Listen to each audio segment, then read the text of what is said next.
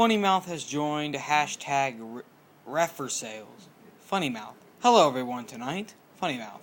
I like to lick the blood out of the person I see your handsome face. Don't be so sad about it. Come on. Smiley face. Funnymouth has left hashtag refer sales. Ghost Jordan. Holy. What the? Lemon lime skull.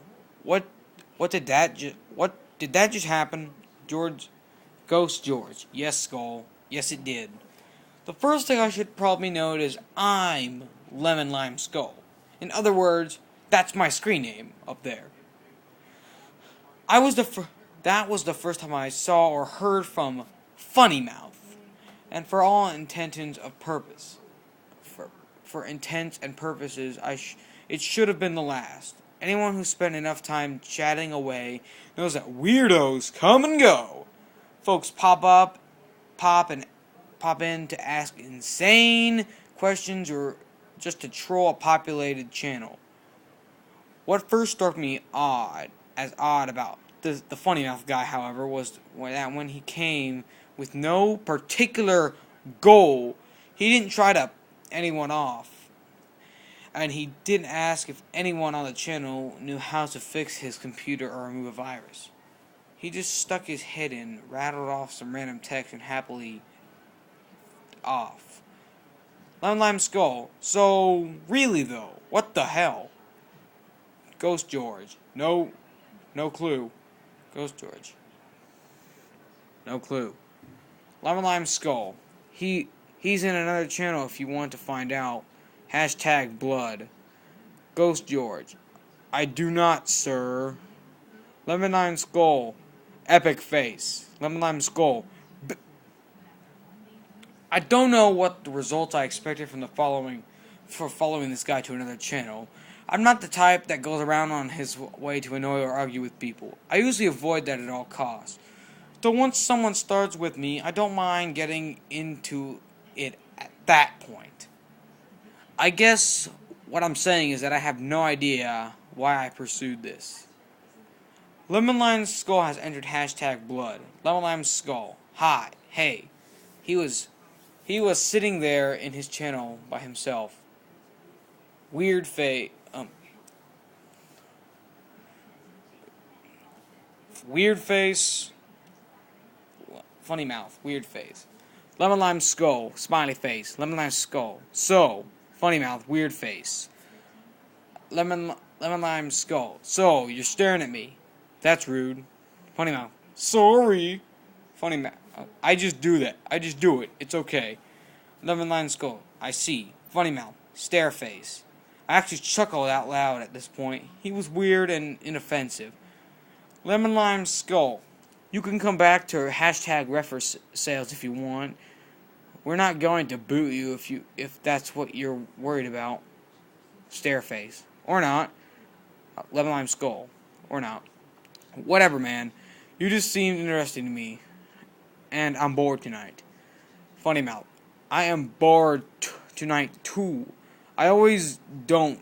Lemon Lime Skull. You always don't what? I always don't. Funny mouth. I always don't. That's it. I always don't because they don't, and then I get silly. It's silly. Lemon Lime Skull. Okay. Well, see you around. Funny mouth. You guessed it. Stare face. And with that, I left. The act got old fast, and I felt either this was someone trying too hard or a legitimate moron who was unaware of how to properly use a chat program. Sitting idly by yourself and popping into others' channels for a split second seemed like a desperate bid for attention. I might have done that and laughed my off in or around the 90s, but yeah. Stupid. Ghost George. Lemon Lime Skull. Nothing. I seriously don't know what he was saying. Ghost George. Ha! Welcome to the internet. Lemon Lime Skull. What's sad is that, besides you and me, that guy's the only active user here all night. Lemon Lion Skull kicks Kill Jay and shouts, "Wake up!" Lemon Lion Skull, blah! Silence dominated the channel for about a half hour as I minimized the window and went about my business. Lemon Lion Skull, anyone on? Nothing. 8 users in the channel, not a single one active. Lemon Lion Skull, boring! Why are people so boring? Funnymouth, stare face. Lemon Lion Skull, wake up! Lemon Lion Skull puts everyone's hand in a bowl of warm water. It took me a few seconds to see Funnymouth again, staring again. I physically slumped my shoulders with a not this again sigh. Then I noticed he wasn't in the channel. Lemon Lion Skull, question mark, ... Anyone else see him? Of course not, because you're idle. Obviously, it was a glitch with either my client or server. The message was kicked from earlier in the night at random. These things happen. Still, it creeped the hell out of me. After a few minutes of sitting there with a real cold, creepy feeling in my stomach, that I shouldn't have done done something feeling, I decided to stop trying to brave it out and just close the entire chapter. Sure, I could have just hung out like everything was fine, but why bother trying to prove it wasn't spooked? I wasn't spooked. Hell, nobody was even around to see me slink away. After a few more hours screwing around on the web, I went to bed at around 2:40 a.m. One thing I've always prided myself on is that I do not have any nightmares. At least not regularly. Usually if there are monsters or ghosts or nuclear wars in my dream, I get control of it and I have a great time.